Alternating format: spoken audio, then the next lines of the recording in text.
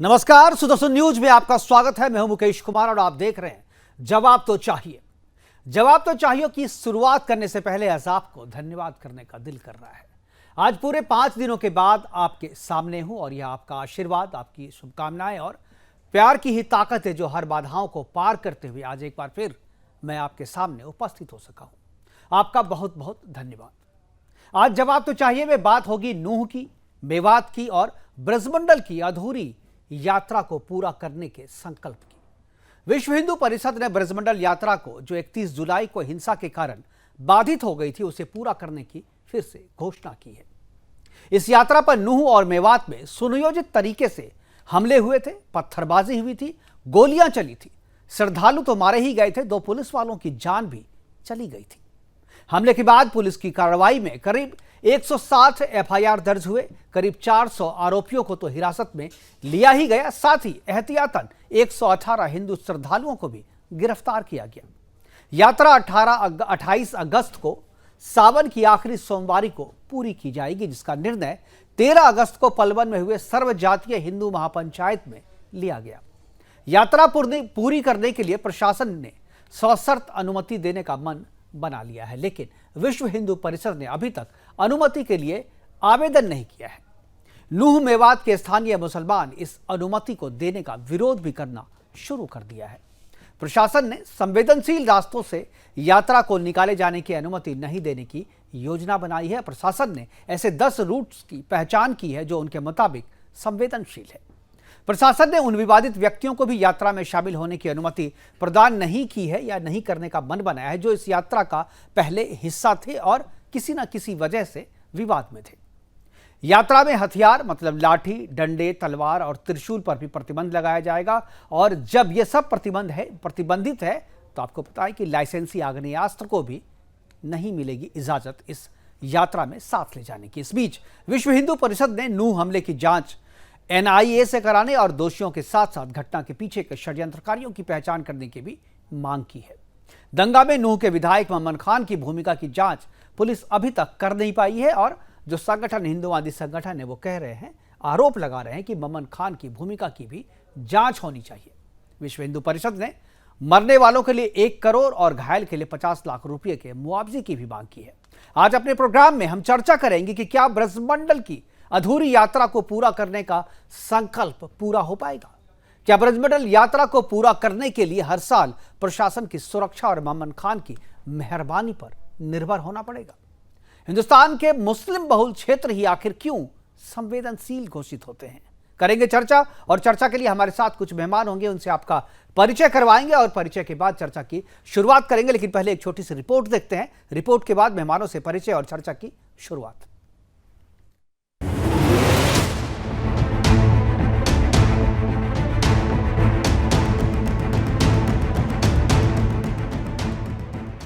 हरियाणा के नूह में 31 जुलाई को जिलाभिषेक यात्रा पर पथराव और हिंसा के बाद इस यात्रा को रोकना पड़ा था।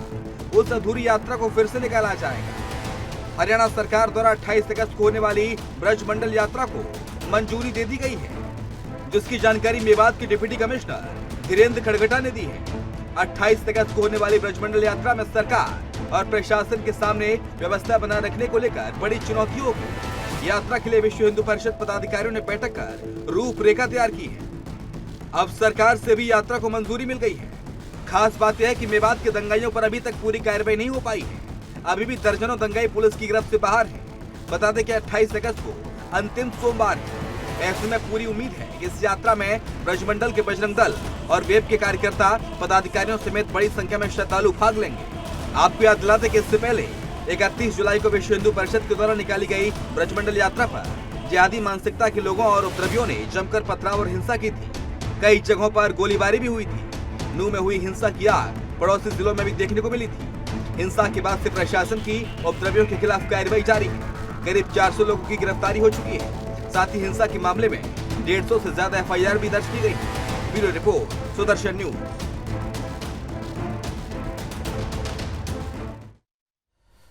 तो ब्रजमंडल की अधूरी यात्रा को पूरा करने का संकल्प लिया जा रहा है। 28 अगस्त को इसे पूरा किया जाएगा और प्रशासन की और खासतौर पर सरकार की अनुमति दे दी गई है यात्रा को पूरा करने के लिए और प्रशासन पूरी तरीके से चाक चौबंद है ताकि पिछली बार की तरह इस बार यात्रा में कोई विघ्न या बाधा नहीं आए। हमारे साथ चर्चा को आगे बढ़ाने के लिए विनोद बंसल जी हैं।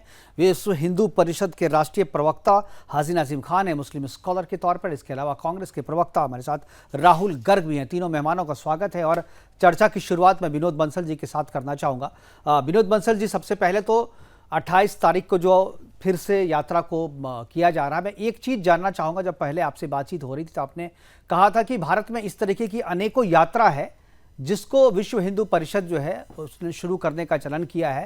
थोड़ा सा मैं चाहूँगा कि थोड़ा सा इतिहास हमारे दर्शकों को आप बताएं कि ब्रजमंडल यात्रा का इतिहास क्या है और इस तरीके की बाधाएं जब किसी यात्रा पे आती है तो उसको विश्व हिंदू परिषद किस तरीके से टैकल करता है।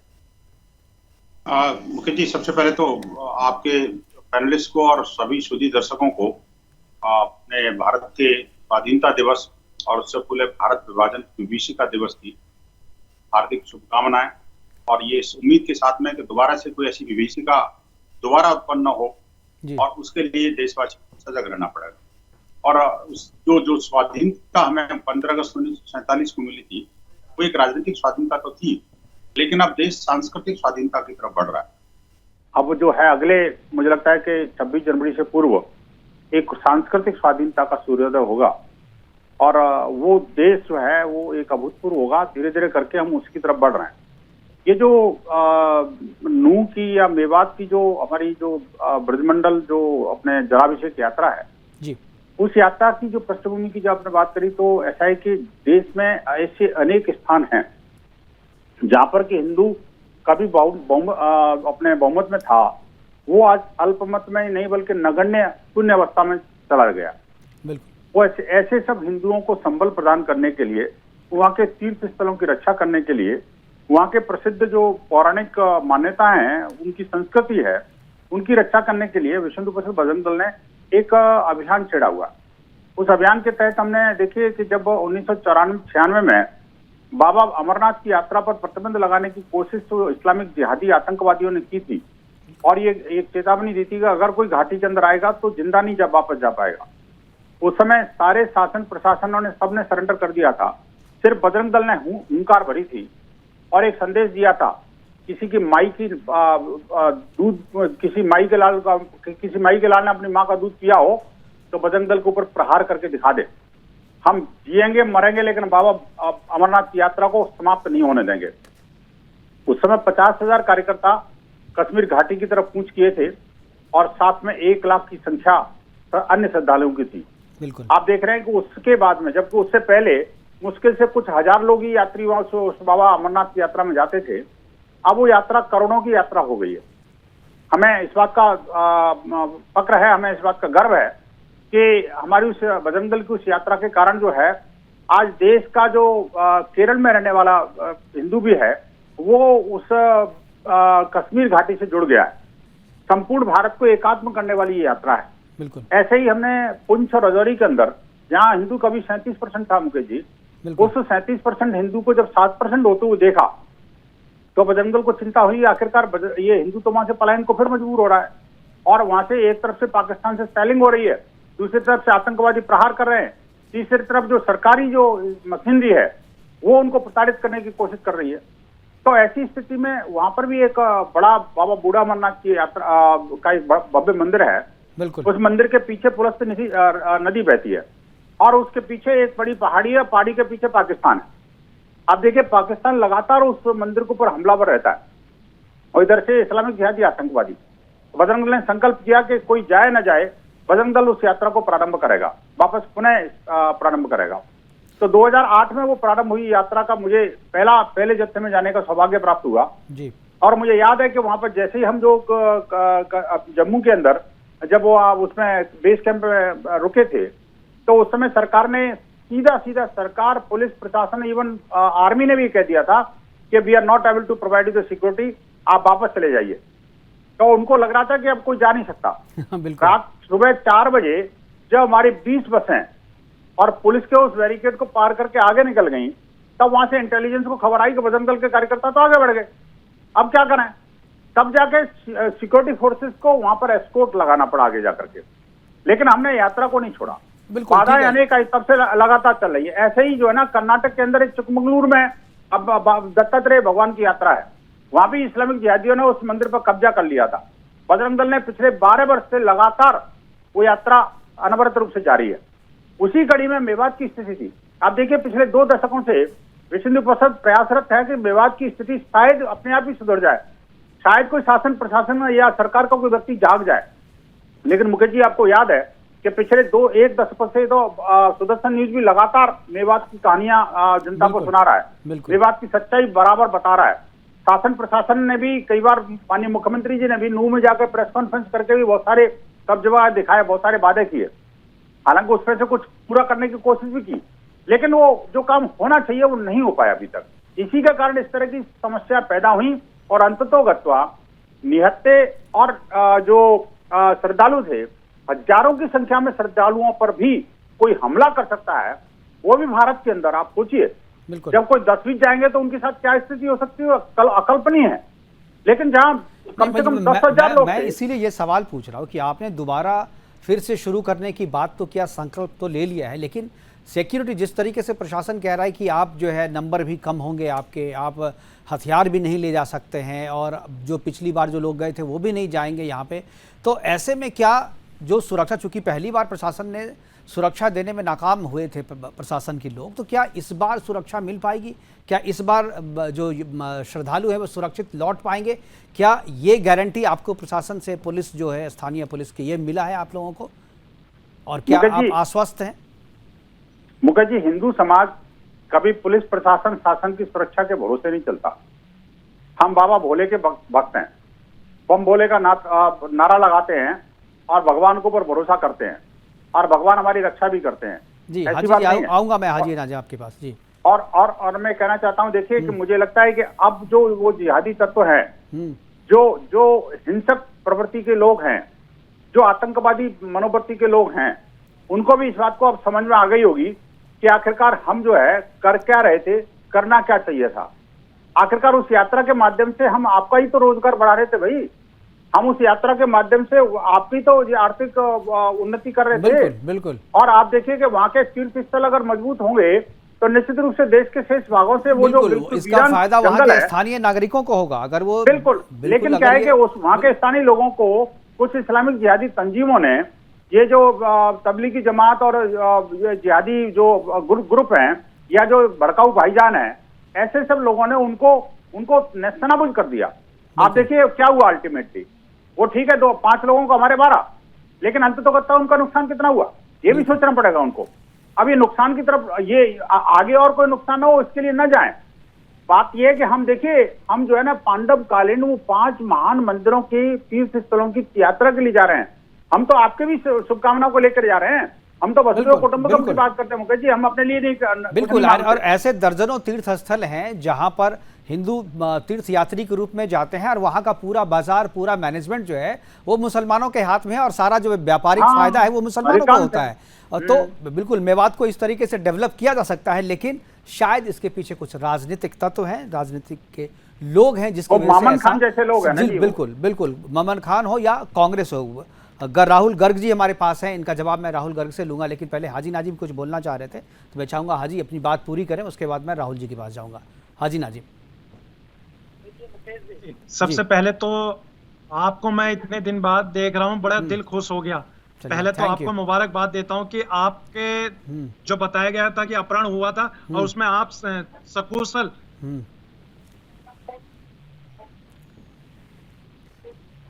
जी। आपकी आवाज नहीं आ रही, एक बार हाजी नाजिम की आवाज सही करें जी। हाजी शायद आप नेटवर्क में नहीं है, तब तक मैं राहुल जी के पास जाऊंगा। राहुल जी, ये जो पूरा मसला है, पूरा जो आरोप लग रहा है इस मेवात में जो श्रद्धालुओं पर जो हमले हुए थे, उसमें जो ममन खान पे आरोप लग रहा है, लेकिन पुलिस अभी तक ममन खान से पूछताछ तक नहीं कर पाई है। कांग्रेस के विधायक हैं, आपकी पार्टी के विधायक हैं और लगातार इस तरीके का, हालांकि जब कांग्रेस का शासन था तब ये यात्रा शुरू नहीं हो पाई थी, शायद ममन खान का ही चल रहा होगा इसलिए यात्रा शुरू नहीं हो पाई। तो आखिर क्यों कांग्रेस या ममन खान जो है इस यात्रा को पूरा नहीं होने देना चाहता या शुरुआत नहीं करने देना चाहता? वो ये नहीं चाहते हैं कि मेवात या नूह से जो है हिंदुओं की कोई यात्रा निकले और जो महाभारत कालीन मंदिर हैं फिर से वहां पर लोगों का आना जाना हो, ये कांग्रेस क्यों नहीं चाहती? नहीं है सर, जो कांग्रेस नहीं चाहती कि वहाँ पे श्रद्धांजलि ना जाए, कांग्रेस भी चाहती है जनसभा निकलनी चाहिए, श्रद्धांजलि को जुलूस निकालना चाहिए, लेकिन जो श्रद्धांजलि जा रहे हैं उनको भी बिना हथियार के जाना चाहिए। आपने भी पता है, सबको पता है कि आपने देखा भी है, वहाँ पे बड़े दल बल के साथ, बड़े हथियारों के साथ, लट्ठों के साथ वो वहाँ पे गए हैं। इन्होंने ये बात कर रहे हैं, इन्होंने अभी तक इसको मोनू मानेसर को क्यों गिरफ्तार नहीं किया? ये बार बार इनको पता था सरकार को कि दोनों तरफ से वीडियो वायरल हो रही थी, मोनू मानेसर दे रहा था, बजरंगी जी दे रहे थे कि भाई क्या ना तुम्हारा जमाई आ रहा है, उस पर कार्रवाई क्यों नहीं करी? ये सीआईडी रिपोर्ट जा चुकी थी 10 दिन पहले ही कि यहाँ के जो हालात बजरंगी पे तो कार्रवाई कर दी ना, ये तो पुलिस का काम है, ठीक है, पुलिस अपने हिसाब से काम कर रही है, उनको जिस पे लग रहा है कि नहीं, ममन पर कार्रवाई क्यों हुई? मैं बोला जब ममन खान पे क्यों नहीं कार्रवाई हो रही? आपके आप मान लीजिए सरकार नहीं पूछ रही है, आप तो पार्टी की तरफ से भी पूछ सकते हैं ना। नहीं, वो कार्रवाई तो सरकार को करनी है ना, वो उनसे पूछो वो क्यों लेट कर रहे हैं। हम मान करो ना, ममन खान भी गिरफ्तार होना चाहिए। ममन खान की गलती नहीं है ना, इसलिए तो सरकार नहीं कर रही है। यदि उसकी गलती होती तो वो क्यों नहीं करती? गलती नहीं है, ये गलती नहीं है। अभी दूसरे तरफ मोनू मानेसर को क्यों नहीं कर रहे? राजस्थान के अंदर मोनू मानेसर क्या गलती है बताओ ना? पर्चे दर्ज है, सरकार ने तो कह दिया, क्लीन चिट दे दी। राजस्थान सरकार ने हत्या का पर्चा दर्ज है राजस्थान सरकार के अंदर, और राजस्थान सरकार की पुलिस जब उसको यहाँ पे लेने आई तो देख लीजिए, आप जब राजस्थान की पुलिस उनको यहाँ पे लेने आई मोनू मानेसर को, हरियाणा पुलिस ने उल्टा राजस्थान पुलिस के ऊपर पर्चा दर्ज कर दिया गया था। आपको ये भी पता होगा उस चीज में। ठीक है, तो जब आप किसी गलत आदमी को उठा के ले जाइएगा तो वहां की पुलिस तो रक्षा करेगी ना। अरे राहुल जी सवाल ये है, मोनू मानेसर को आपकी पुलिस ने, राजस्थान की पुलिस ने क्लीन चिट दिया ना क्लीन चिट? गिरफ्तार करने जब आए, अरे गिरफ्तार तो इसका मतलब गिरफ्तारी गलत होती, अगर होती तो आपको एक पाप से बचा लिया ना। तो हरियाणा पुलिस का तो आप धन्यवाद कहिए ना, जो आपको एक पाप से बचा लिया। गलत आदमी को आप गिरफ्तार करने आए थे, गिरफ्तार नहीं करने दिया आपको, और आखिरकार आपकी राजस्थान पुलिस को चार्जशीट में उसका नाम हटाना पड़ा, चार्जशीट में नाम दे नहीं पाई क्योंकि कोई सबूत नहीं मिला उनको। जिस दिन जब ये गिरफ्तार करने आए थे, जब हरियाणा पुलिस ने उनके ऊपर पर्चा दर्ज किया नहीं किया? जो सवाल पूछ रहे हैं भाई, गिरफ्तार करने आए थे तो गलत आए थे ना। गिरफ्तार करने वो तो उनके जब राजस्थान पुलिस तो आई ना, कुछ फैक्ट्स के ऊपर ही आए होंगे ना ये राजस्थान पुलिस। तो फैक्ट गलत हो गया ना, फैक्ट तो साबित हो गया ना, जो फैक्ट उनका गलत था।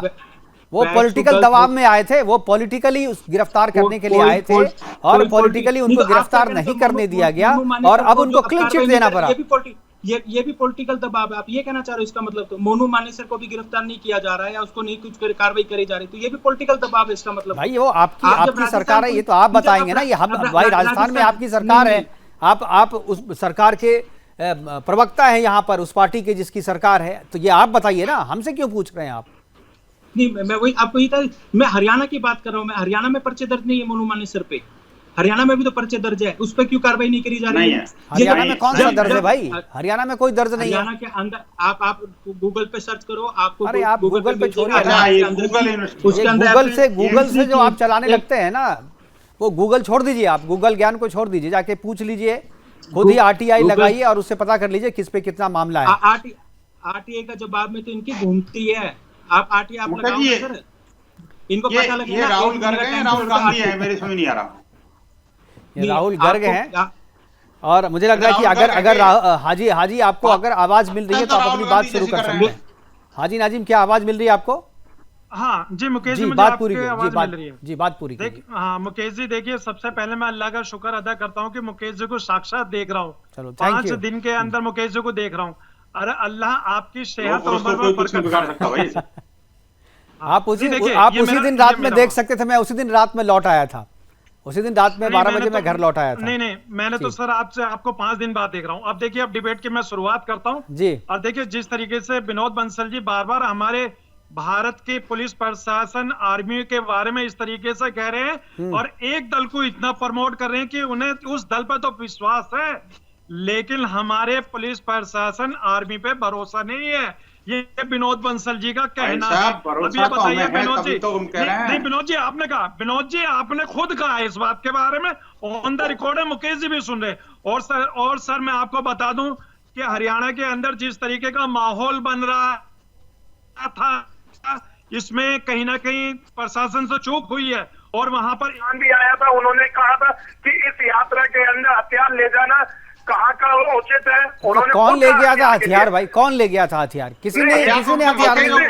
लाठी को अगर आप कहते हैं तो लाठी हथियार थोड़ी है। आप कहें तो वहाँ पे जो हथियार पहाड़ी नहीं पे थे। बैठे थे उनके पास जो हथियार श्रद्धांजलि- अरे हर एक यात्रा में लोग लाठी ले जाते हैं। अब वैष्णो देवी की यात्रा में हर एक आदमी लाठी लेके चलता है। गजब बात कर रहे हो आप। हथियार की बात कर रहे हैं। हाँ, मुकेश जी आप गलत का समर्थन कर रहे हैं। मुकेश जी आप गलत का समर्थन कर रहे हैं। आप गलत का समर्थन मत मुकेश करो। जी आप ये कहना बहुत चाह अच्छे रहे हो कि हथियार नहीं था। मैं दिल से आपके रेस्पेक्ट करता हूं, इस तरह की बात नहीं है।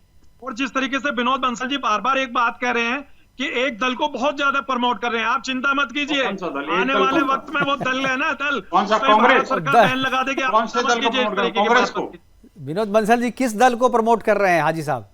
मैं तो कांग्रेस को प्रमोट कर रहा हूँ कि भाई वो राहुल और ये राहुल एक ही से ऐसे लग रहे हैं मेरे को। नहीं वो तो बंसल साहब आपकी सोच है ना, वो आप अपनी सोच रखो। अच्छा आप वैसे मुकेश नहीं जी है आप मतलब क्या, आप? मुकेश जी आप ये मुकेश कहना जी चाहते आप हो जो आप कहने वैसे नहीं है? मुकेश जी मैं आपसे पूछना चाहता हूँ, नहीं, आप क्या कह रहे राहुल हो जी कि आप वहाँ पे विशाल, जो आप वो वाले कांग्रेस वो वाले राहुल जैसे नहीं बनना चाहते ना। ये Sorry, अच्छी बात आप है। वो देखो वाले- मैं भी ये चाहता हूँ, देखिए आप राहुल कर नहीं, एक बार आप बोलो उलझा रहे बंसल साहब, बोलो हैं गांधी बंसल जी, साहब, आप उनको बोलो, उलझा रहे हैं, ठीक उनको करो। पूछने दीजिए। जी जी राहुल जी बोलिए, क्या पूछ रहे थे आप? मुकेश जी मैं आपसे ये पूछना चाह रहा हूँ, आप क्या कहें श्रद्धांजलि गए वो उनके पास हथियार नहीं थे, उनके पास ओनली लट्ठी थे। नहीं, मेरी जानकारी में उनके पास कोई हथियार नहीं थे। लाठी को बंसल अगर आप साहब- हथियार कहते हैं तो लाठी नहीं थी नहीं मैं उनके लाठी पास। को नहीं, मैं आपको और रिपीट कर रहा हूँ, मैं बार बार मैं लाठी वर्ड यूज नहीं कर रहा हूँ, मैं कह रहा हूँ ओनली हथियार। नहीं, हथियार मेरी जानकारी में उनके पास कोई हथियार नहीं थे और पुलिस ने हथियार बरामद भी नहीं किया है। सर जी मुकेश जी आपका चैनल बहुत बड़ा चैनल है, आपके चैनल के रिपोर्टर हर जिले हर कस्बे में हैं। आप नूहू कस्बे में भी आपके रिपोर्टर को एक बार फोन मार के कंफर्म करें, जो श्रद्धांजलि जा रहे थे उनके पास हथियार भी थे और लठ भी थे। नहीं, इसकी लठ तो- वीडियो लठ- दोनों तरफ लठ- के बारे मैं में तो दोनों बोल रहा हूँ, तरफ लठ के- थे उनके सुनो पास, एक बात। लेकिन मैं उसको दोनों हथियार तरफ नहीं से मानता। भी- लठ को आप कैसे हथियार? अरे नहीं, गांधी जी के हाथ में भी मैं- लठ है। मैं- आप हथियार मुकेश मांगे? जी, आप गांधी जी मुकेश जी, अहिंसा के पुजारी हैं, मैं- अहिंसा की मुकेश जी, प्रतिमूर्ति, आप- उनके हाथ में लाठी। मुकेश आप जी, क्या आप- कह रहे थे? गांधी जी मुकेश जी, हथियार सुनो। लेके चलते थे। मुकेश जी आप है ना मुकेश बात जी, को घुमा रहे हैं। हथियार और लाठी में फर्क मैं होता है। आपको मैं वो तो आपको लाठी बोल हथियार रहा हूँ, नहीं है। लठ को हथियार नहीं गांधी बोल जी रहा हूँ। गांधी जी के आप हाथ मुकेश जी में सुनिए। लाठी है तो क्या हथियार कहेंगे उसे आप? नहीं सुनो गांधी जी मुकेश हथियार आप लेके मुझे चलते बताइए, थे। मैं आपको गांधी जी मुकेश से मैं तुलना क्या कर कह रहा हूँ सकते हैं आपको? आप। गांधी जी क्यों? इस अब देश गांधी के हाथ में राष्ट्रपिता नहीं, हैं। गांधी जी मुकेश लाठी लेके नहीं चलते थे क्या? मुकेश जी, गांधी जी लाठी लेके नहीं चलते थे। इस देश के मुकेश जी मुकेश गांधी जी जी, से आप तुलना करेंगे पूरी आप बात- ऐसे अरे तरीके गांधी से? जी, आप लाठी की बात कर रहा हूँ मैं, लाठी हथियार नहीं है। गांधी जी के हाथ में लाठी है इसलिए मैं उसे हथियार नहीं मानता। गांधी जी अहिंसा के पुजारी थे। गांधी जी अहिंसा के पुजारी थे, उनके हाथ में लाठी थी और वो बोलते लाठी हथियार नहीं है। अगर लाठी हथियार तो गांधी लेके नहीं चलते ना उसको। नहीं मैं आपको भी मुकेश जी बता रहा हूँ ना, आगे करने को आप तैयार लाठी रहते को थे। बार-बार मुकेश जी ये हथियार बताइए, क्यों इस बोल रहे हो? यात्रा के अंदर हम हथियार हथियार कहाँ से? को तो हथियार फिर वो बोल रहे हैं, मंत्री आप जी का जो लाठी को बयान था हथियार वो बोल कौन रहे सा हो। बयान था? कौन सा बयान? अरे हथियारों से हमले हुए थे। जिस इलाके से यात्रा जा रही थी, छतों पे से गोलियां चलाई जा रही थी, पहाड़ी से गोलियां चलाई जा रही थी। आप तो हाजी साहब जानते हैं, इतने आप विद्वान आदमी हैं, हज करके आए, सच तो कुछ तो सच बोलिए। नहीं, आपके मुकेश जी, भाई मैं तो बंधु थे सच सब बोल जो रहा वहां हूं, गोलियां आप तो चला रहे सुनना नहीं थे। चाहते। मुकेश जी मुकेश मैं जी, सच जहाँ से बोल हज रहा हूं, आप करके तो आए ना, सिर्फ उनकी सुनना बात नहीं नहीं चाहते। मानते। लेकिन विनोद बंसल जी जहाँ जहाँ से झूठ हज बोल करके रहे आए थे हैं, आप वहाँ उनकी के बात मुसलमान सुनना ऐसे नहीं होते चाहते जैसे ये हैं। हाँ। मुकेश जी जी। खट्टर साहब का ये बयान नहीं आया कि हम हर व्यक्ति को सुरक्षा नहीं दे सकते, ये आया नहीं आया। नहीं, अनिल ये विज जी बयान का ये नहीं कहना था, कि ये वो उनका आशय निकाला जा रहा था और बात सही है। हर एक आदमी के पीछे पुलिस नहीं लगाई जा सकती। हर एक आदमी के पीछे चलो, वो आप उनका ये अपनी- कहना मतलब था कि आप भाई ये कहना पुलिस चाह- को आप- जो हर एक आदमी के मुकेश पीछे जी, पुलिस नहीं लगाई जा सकती, इस हाँ, हिसाब नहीं, से नहीं, नहीं, हर मुकेश आदमी को जी, सुरक्षा मुकेश नहीं जी। दी जा सकती। मुकेश जी मैं वही कह रहा हूँ ना, आप इसको घुमा रहे हो। हर आदमी के पीछे पुलिस नहीं लगा सकती, ये दूसरी चीज है, ये अच्छी बात है, वो नहीं हो सकती। ठीक है, लेकिन आप जो कह रहे हैं तब उस हिसाब से उन्होंने ये तो कहा था, ये कहा था उन्होंने। प्रदेश के हर व्यक्ति को सुरक्षा देना काम तो बिल्कुल कानून बिल्कुल का ही वो है ना। कहा था हर एक आदमी नहीं को, तो जनरल- वो बयान है, जनरल उन्होंने राज प्रेस देना। कॉन्फ्रेंस में ये बात जो है। और लेकिन वो केवल उतना ही नहीं था, आप- प्रेस आप कॉन्फ्रेंस आप उस बात को में नहीं बोल पूरा रहे, आप सवाल एक जवाब तरफा था, उसमें सुनिए, उन्होंने आप कहा था दोनों- कि हर एक आदमी को सुरक्षा नहीं दी जा सकती। आप बहुत सीनियर पत्रकार हो, आप जो भी बात रखो एक न्यूट्रल होकर रखनी चाहिए आपको। सेकेंडरी बात, अनिल विज जी ने ये बात नहीं कही कि मेरे को तो पता ही बहुत बाद में लगा इसके बारे में हाँ, कि बोला था। सीआईडी मेरे पास नहीं है। बोला था, वो बयान तो हमने आप दिखाया चीज़ था, है ना, वो बयान हमने दिखाया था भाई आपने साहब। बयान दिखाया, तो वो आप चलाया था दिखाओगे, हमने आप बयान। इतना- आपका इतना बड़ा चैनल है भाई, तो और मैं ये सब इन सब चीजों से इनकार कहा है, लेकिन आप ये तो कहिए ममन खान के बारे में क्यों चुप हैं आप? लेकिन आप अरे ममन खान के बारे में एक बार तो बोलिए। आप दूसरे पूरे मुख्यमंत्री पे बोल रहे हैं, गृह मंत्री पे बोल रहे हैं, अपने विधायक पे तो बोलिए।